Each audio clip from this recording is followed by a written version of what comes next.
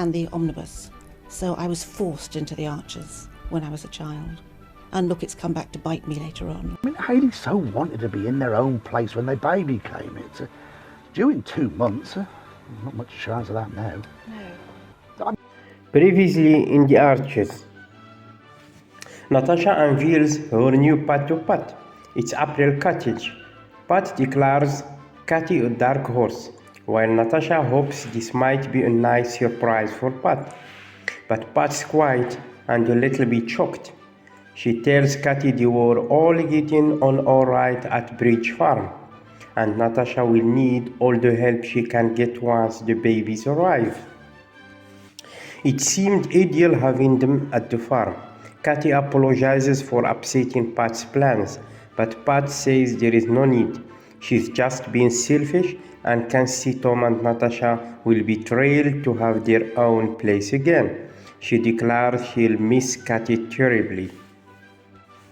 Edie reckons it's got a good bunch of lambs for showing this year, but notices there is not as good looking as usual. Ed admits he's been concentrating more on the Texels' live weights and meatness than their faces. Eddie helps him to choose a suitable handsome specimen for the Borchester show. Miserable Oliver confides to Eddie he's been keeping Grigabbles afloat from his own pocket. When Adil came along, it was too good an offer to resist. Eddie doesn't have a good word for Adil, but Oliver insists the new owner's vision is well-intentioned and chimes with him. He'll miss everyone at Grigabbles and hopes they'll forgive him. He thought they'd appreciate his view that the buyer's offer would be something Caroline would have wanted. Eddie counsels him to give them time. They'll come around. Oliver wishes he could believe that. Thank you for listening, and now I will leave you with the episode of The Archers. This is the BBC. This podcast is supported by advertising outside the UK. BBC Sounds. Music, radio, podcasts. You're listening to Thursday's episode of The Archers from BBC Radio 4.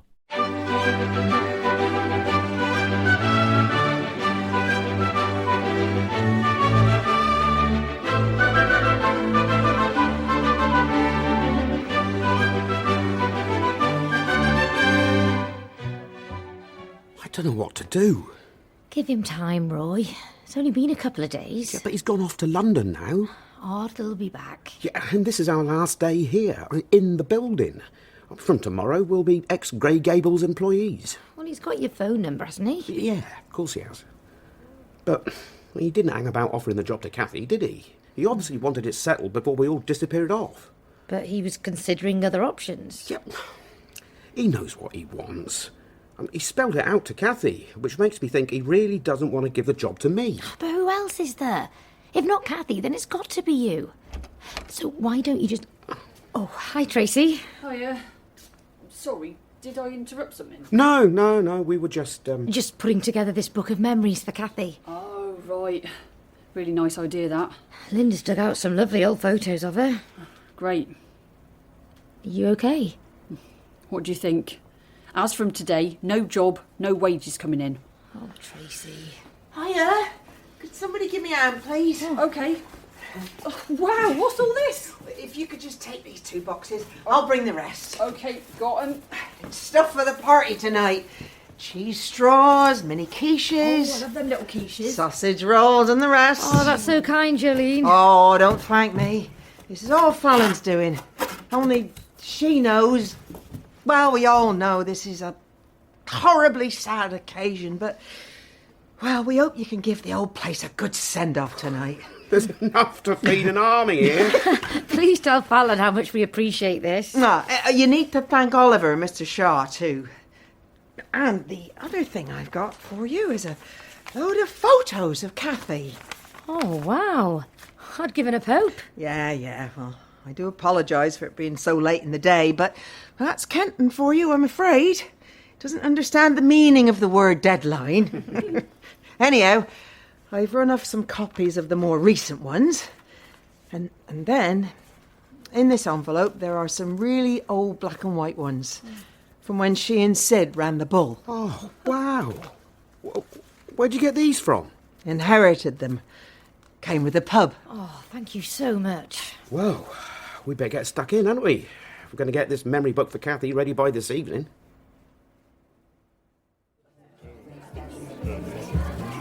Oh, I love this song. A real classic, isn't it? I can remember Kenton taking me to see another tribute band. Really? Yeah, must be, goodness me, 20 years ago. If I could have your attention, everyone.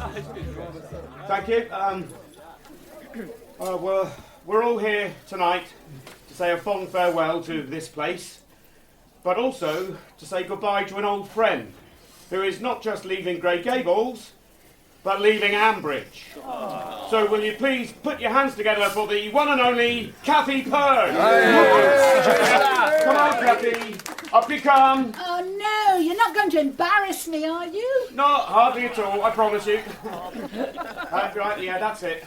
You sit yourself down there. Oh, okay. Now, Kathy, you've lived most of your adult life in Ambridge, so we thought we'd put together a little book of memories for you. So, Kathy Perks, this is your life.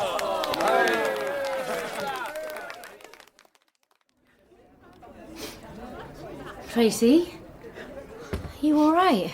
Yeah, I'm fine. You're not, though, are you? It's just listening to all those stories about Kathy and Grey Gables.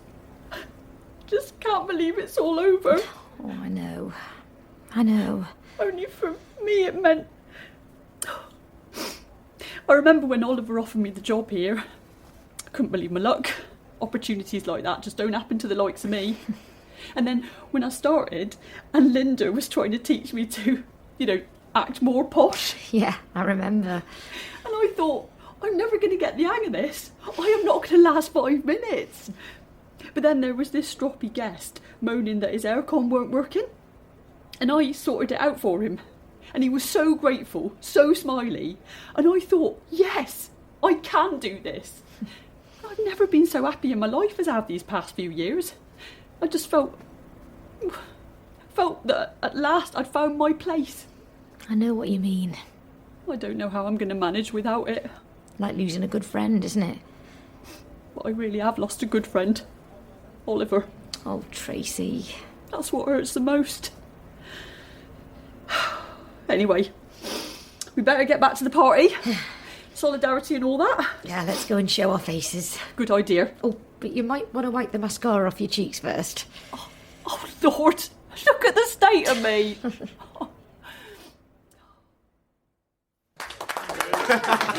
And another thing that you were admired for were your cakes.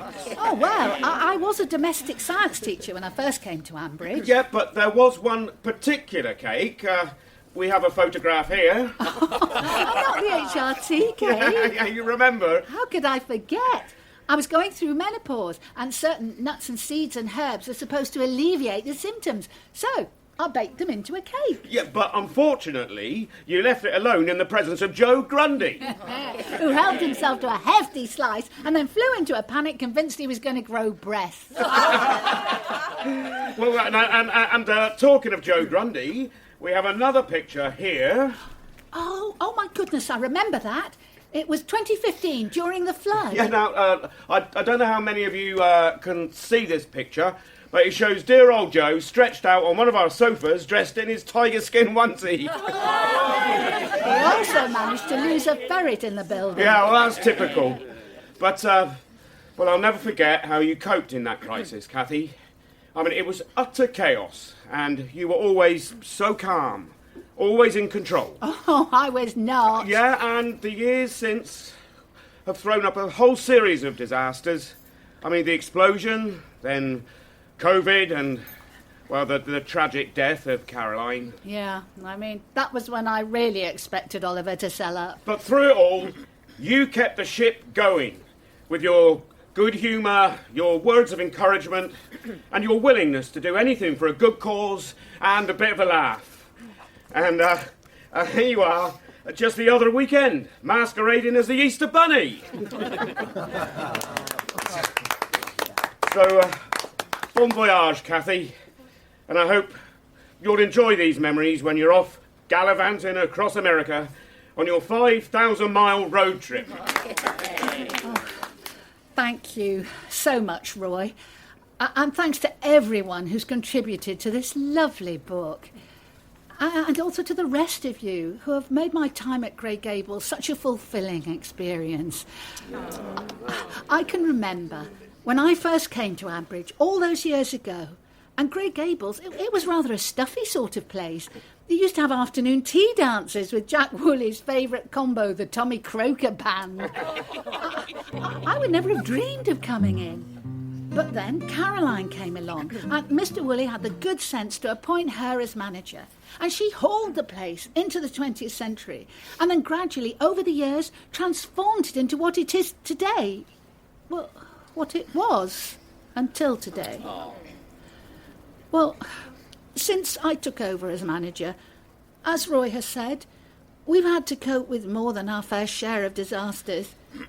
And I simply could not have coped without the wonderful resilience and the sheer hard work of you lot. We all pulled together as a team. And we not only survived, we made Grey Gables the lovely, happy place that it was. And I can't thank you enough. So I think you should all give yourselves a big round of applause.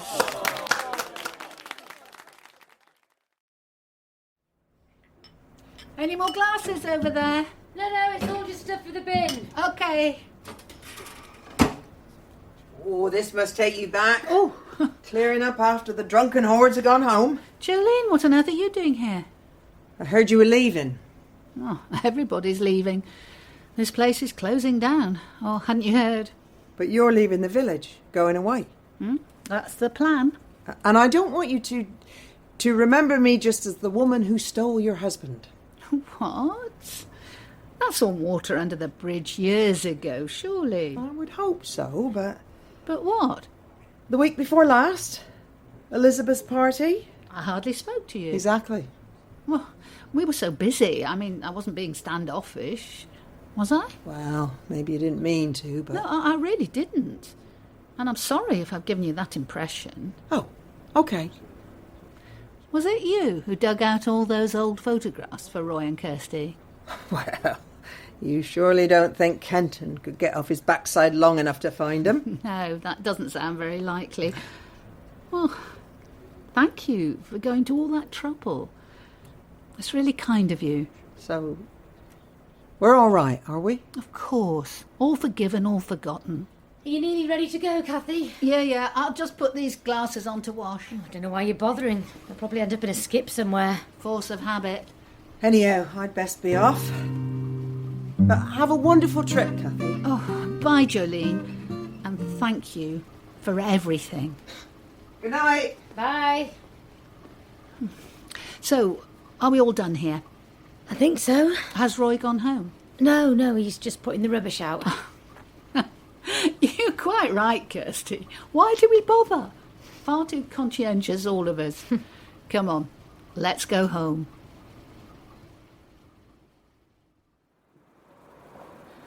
Careful now. I'm behind the step. That's it. Oh, thank goodness someone had the foresight to bring a torch. Be prepared for power cuts. Keep a good supply of candles and always carry a torch. One of the rules of my job. Well, my now ex-job.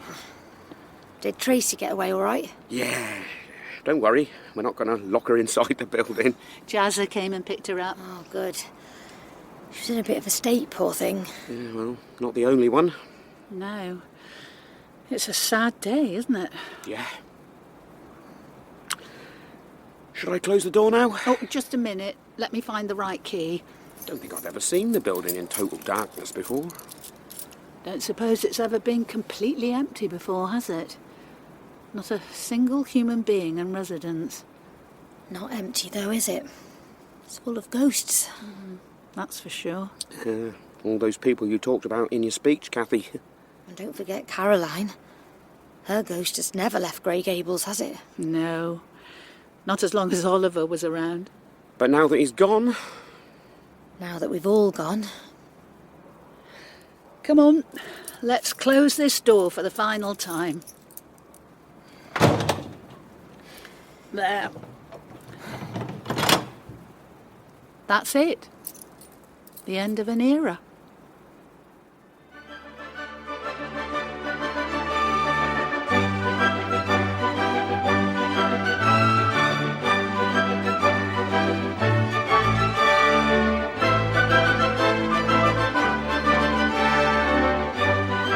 They so wanted to be in their own place when the baby came.